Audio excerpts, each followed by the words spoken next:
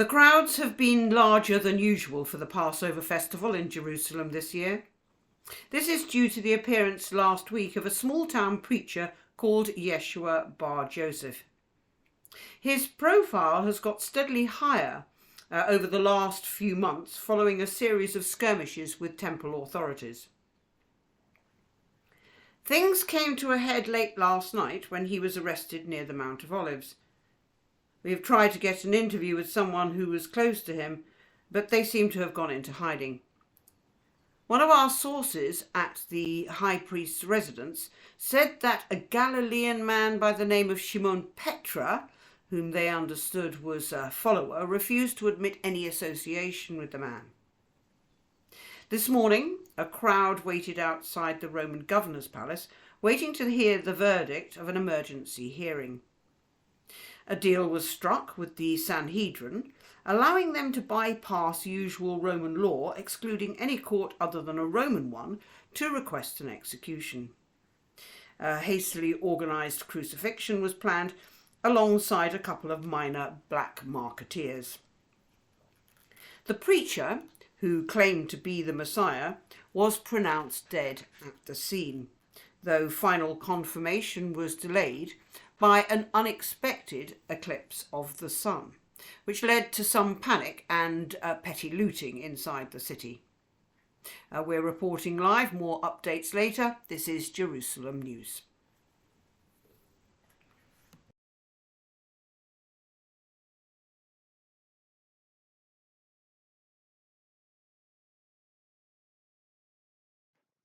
Has it been a good day?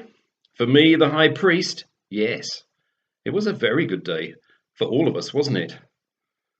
For us, the temple leaders here in Jerusalem, and for the Jewish people. That heretic Jesus has finally been eliminated. He's been a troublemaker for far too long. People were flocking to him, hailing him as the Messiah. Can you believe it?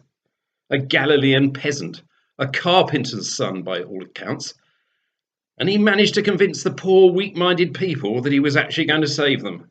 The liar. That he was going to bring in the kingdom of God. What nonsense. Making the poor think they would somehow inherit the earth, that the rich would be brought down, and that we, the leaders of Israel, were blind guides. How dare he? Who did he think he was? He thought he was God. That's who he thought he was. Another delusional lunatic. But people were following him. Something had to be done. Better for one man to die than for the whole nation to die, because that's where it was heading, a rebellion against Rome. They leave us leaders alone, as long as we make sure there are no signs of an uprising. All right, so he never preached rebellion outright, but his words were dangerous and would have led the people into taking action. We couldn't deny that he was doing some remarkable things, healing people. There are even rumours he'd raised someone from the dead. But the devil can counterfeit the works of God. It's obvious he must have had a demon in him to say all the crazy things he did. He accused himself when I questioned him, claiming to be the Messiah, claiming to be the Holy One himself, right in front of us. The Roman governor took some persuading, but he saw it was in Rome's best interest to get rid of the troublemaker. If he hadn't done it, we'd have made sure he brought trouble on his own head. It took some time, but we got there in the end. I went to see him on the cross, just to make sure. The only bad thing was that Pilate had written, "The King of the Jews" on the cross. Ha! A mockery if ever there was one. But I saw him die, just as he deserved. It's finished. He's finished. Now he's dead, his followers will melt away, just like all the others have before, and we won't hear any more from this Jesus, the Christ. Yes, this has been a very good day.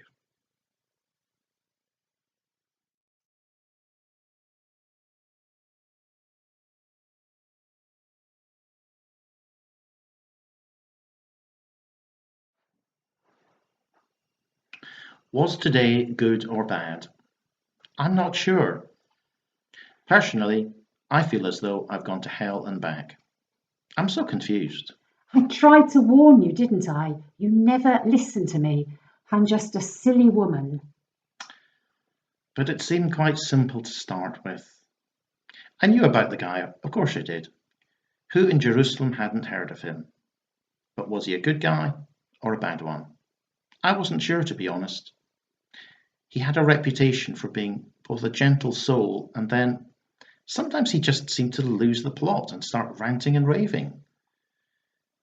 He seemed to really care for the poor, the sick, the outsiders, but when it came to his own temple priests, well, to be honest, I heard he was quite rude to them. It's not surprising then that they didn't like him. Just thought that they were asking for his blood. I mean, why? What had he done that warranted something so extreme? But you are the Roman governor. You had the power to do something. Why didn't you? I tried.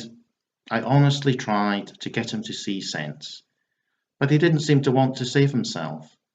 It was like he actually wanted to die. And I rather liked the man. He struck me as someone with integrity. Sending him to Herod. That was clever, I thought. But no, he just sent him back. Then I remembered the old custom the Jews had to release a single prisoner at Passover. It could get us both off the hook. But it didn't go the way I expected.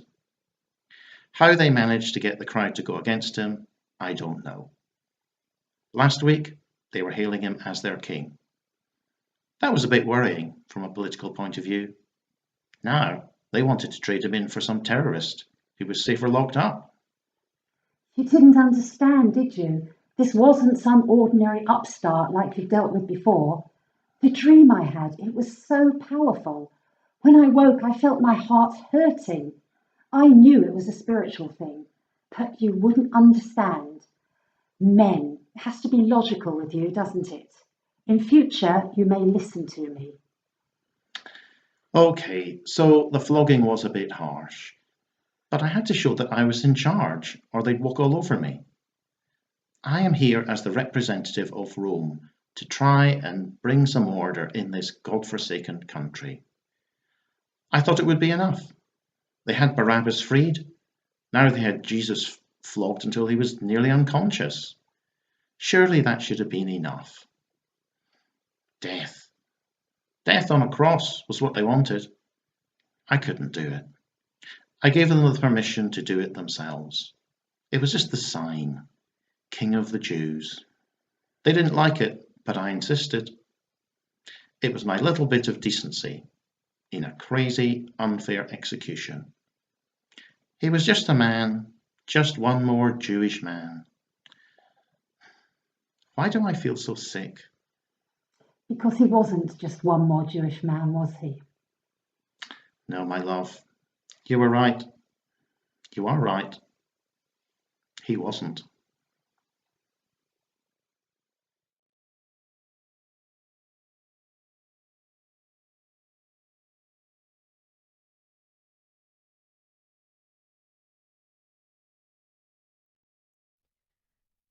I'm just the high priest's servant. Nobody usually listens to me. I'd heard that the high priest wanted to arrest Jesus in the dead of night, and it upset me. I know they call him a troublemaker, but like I told my brother, Malchus, I'd heard from loads of people that he was a really good man. That he'd healed people, that he was kind, and basically preached about loving God and loving other people. I was nervous for my brother, because he had to go to the Garden of Gethsemane to arrest Jesus. He didn't like it either, but he had no choice. He told me later what happened, and it was unbelievable. According to Malchus, one of Jesus' followers met them and led them to the last part of the way. Apparently most of them were asleep. Jesus was talking to them and telling them to get up. The disciple who'd led them, Judas, I think his name was, he told them that the one he greeted with a kiss was Jesus. Apparently Jesus didn't even look surprised, just sad. He'd said something to Judas, and then he spoke to all of them. "I'm the one you're looking for. Let these men go." Malchus said that at first they couldn't do anything, like they were paralysed by some kind of force. But then a couple of the followers were standing up, still half asleep, and grabbed a couple of swords that they had on them. They charged forward, and the soldier snapped out of it and went for them. Malchus said he tried to grab hold of Jesus, but one of the followers had managed to dodge around a soldier and lashed out with his sword. It caught the side of Malchus's head. Then Jesus said, "Stop this! Put away your sword," and some other things that Malchus didn't get because of the pain. But when he spoke, everyone stopped and just looked at him. Malchus then realised that his ear had been cut off. It looked like it was going to be a very bad day for him. He was bleeding a lot. But then, and Malchus swears this is true, Jesus bent down to him, put his hand to his head and pushed the ear against the side of his head. The pain and the bleeding stopped, and his ear was as good as new. Some of the soldiers said that it must have been faked so he could get out of fighting, but Malchus isn't like that. If he says that's what happened, that's what happened. I saw him when they brought Jesus in. He had such a nice face, a kind face. Jesus, that is. Malchus just looked stunned and kept putting his hand to his ear. He came over, I was minding the fire, and told me all about it. And he grabbed my arm and whispered, "I think that's him, the guy who cut off my ear." I looked to where he was pointing, and there was this rough-looking man, a peasant from the hills kind of look about him. He looked like the type of man who'd hang around Jesus, for sure. I wanted to see if it was him. So I stood up and called to him. Malchus tried to shush me, but I called out anyway. "Aren't you one of his disciples?" But he froze, said, "No, I'm not," and turned away. Then more people started to take interest. One of them, who said he'd seen them with Jesus. Another picking up on his accent because he was definitely Galilean. He just denied it, louder each time, even calling curses on himself. Then a cockerel crowed, and suddenly all the bluster went from him. He started crying, big man like him, and just ran away. It was definitely a bad day for him, even more for Jesus. They crucified him, you know. But for Malchus, at least, it was a good day. He's going to eat out of that story for ages.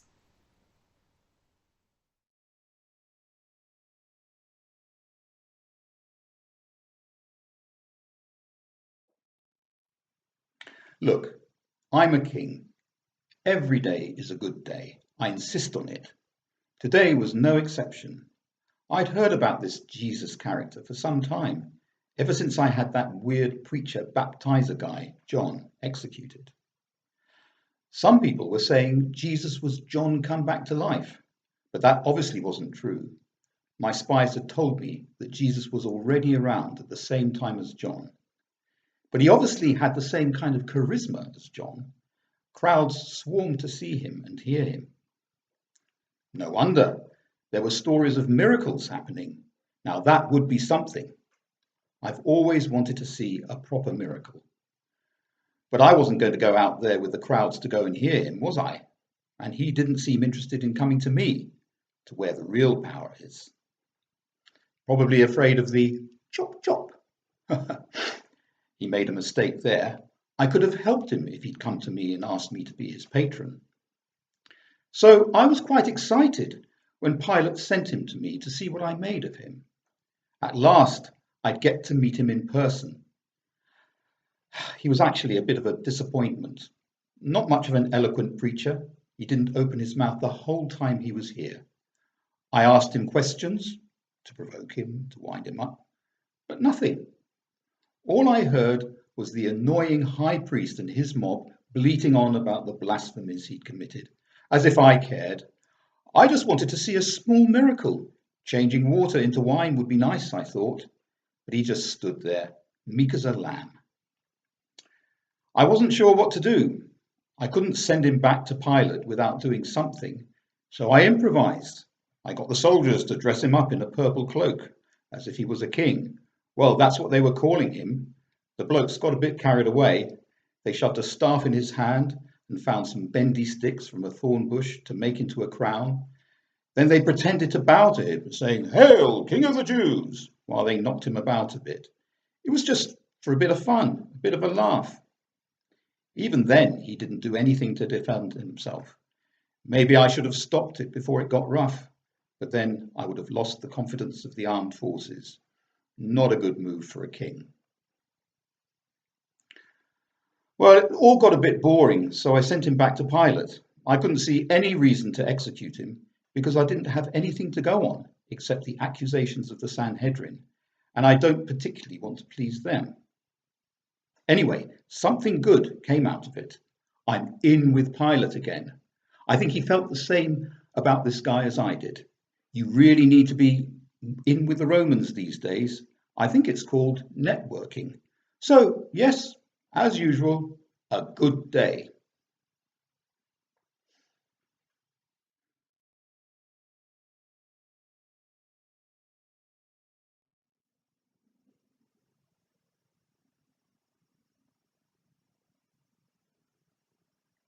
You might be surprised at what I'm about to say.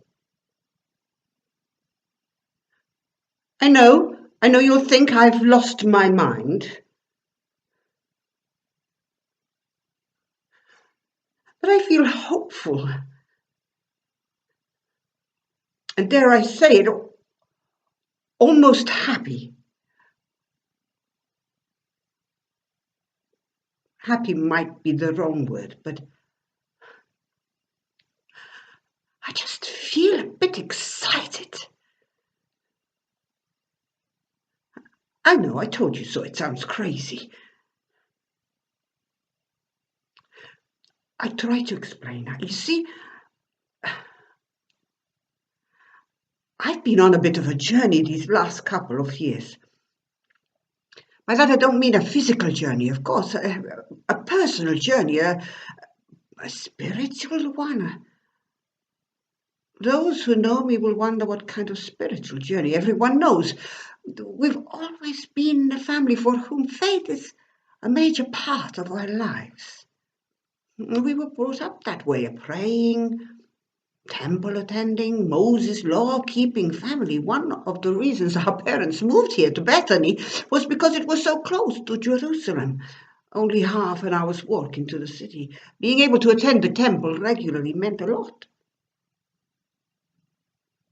But then Jesus, he turned up one day with his followers, asking if we could offer them hospitality. And everything started to change.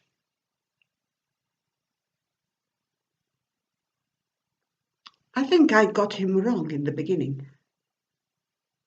I didn't get him. All my life, I've tried to be the good daughter. I followed the teaching of the law and the prophets. My friends call me Martha, the typical Jewish Imma, mother to all. I have made it my purpose in life to be a carer, to look after the family in the best possible way. I suppose I wanted to be like the noble woman in Solomon's Book of Wisdom. There. My household always runs perfectly. Food always on the table, house spotless. And in my spare time, I sow and plant vegetables, and I even bring a bit of income into the house. I thought I was doing my best to be the good person I was supposed to be, unlike my sister Mary, who always has her head in the clouds. She's just like she was when she was a teenager. No understanding of responsibilities. And then came the day when I was rushing around trying to feed 13 hungry men on top of my usual duties, and there was Mary, sitting as if she was one of the men at Jesus' feet. I'm afraid I lost my cool. To my surprise, this man everyone was calling rabbi, teacher, he didn't tell her off. He didn't even seem to be on my side. I thought he was telling me off. But as I said, I hadn't really got him. Afterwards, when I thought about it, I remembered the deep kindness in his eyes when he said that Mary was doing the right thing. You see, he wasn't the sort of rabbi I had ever encountered before. The temple teachers, they look down on women. They treat us as though we are second-class citizens. But not Jesus. He treated us the same as if we were men. It was okay just to sit and listen and learn. In fact, I learned that he was rather a good cook. He loved cooking outside. A bit of fish from the lake wrapped in herbs for breakfast. Very good. But the real learning happened when my brother Lazarus died. I'd worked out by then that Jesus was the Messiah. He was different. He was different to anyone else I had ever met. And I knew he could cure people when they were ill. But what I did not expect was what happened. A dead person. Not dead anymore. Anyone who was there was changed forever. Even my irresponsible sister. Oh, it was a bit OTT pouring all that essential oil on his feet. Funeral insurance down the drain. But now, you see, I can't be sad. Because I know that if he has the power over life and death, what might happen? I just feel as though something extraordinary is going to take place. I feel it deep down in my soul. Crazy? Yes. Yes. Yes!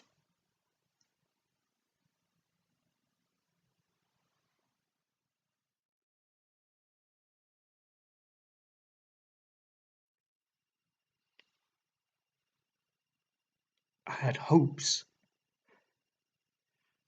I thought... I don't know what I thought.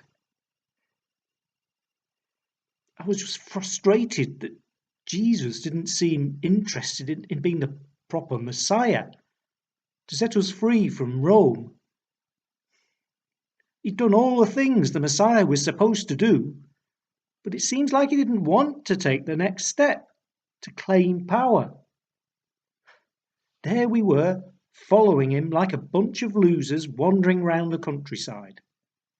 We weren't getting any power, and barely enough money to keep us alive. When was Jesus really going to show his power and make the people who mattered take notice? He didn't seem to care about that. He kept going on about how the people who want to be great need to be the servant of everybody else. How does that even make sense? At the Passover, there he was, washing our feet. He was supposed to be the Messiah. But it was when he defended that woman, the one who poured the expensive perfume on his feet, that I knew I just couldn't take it anymore. That's why before the Passover I went to the temple leaders. I thought if they tackled him, he'd have to show his power. Of course, they were delighted. They even gave me money. Not a huge amount, but money's always nice, you know. I suggested they catch him after the Passover meal. I knew he'd go to the olive grove on the other side of the valley as usual, where there'd be no crowds. But when it came to the Passover meal, it nearly all went wrong. At one point during the supper, Jesus said, "One of you is going to betray me." I tell you, my heart nearly stopped. I said, "Not me, Rabbi," with all the others. But the way he looked at me, I knew he knew. He gave me no choice. He just said, "What you're about to do, do quickly." So I went to the high priest's house and told them I'd show them where Jesus was. I said I'd give Jesus a kiss, then they'd know. It was agony, waiting up for the time. I went up to him in the garden to greet him and gave the signal. He just looked at me and said, "Judas, are you betraying the Son of Man with a kiss?" I hid in the shadows as the soldiers came forward. For a minute I thought he might show his power, but then Peter and the others came rushing forward. There was chaos for a time. He just went meekly with the soldiers and did nothing. I stayed hidden until everyone had gone. The others had already deserted, just as Jesus predicted. I still hoped he would show his true colours, but I was bitterly disappointed. According to people who were there, Jesus hardly said a word, and what he did say only added fuel to their fire. He was apparently tortured, and still he did nothing. And finally he was taken out to be crucified. I couldn't go near, but I heard the crowds. Some were cheering and jeering, others were weeping.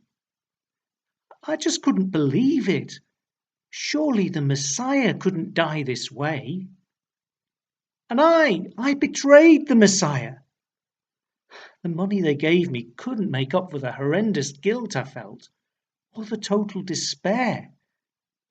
I ran to the high priest's house and told them I had sinned in betraying this innocent man. Well, they couldn't have cared less. It was my responsibility, they said. I thought if anyone could have absolved me, the high priest could. So I've nobody but myself to blame, and no one to share this terrible burden. I can't bear it any longer. This day, it's the end.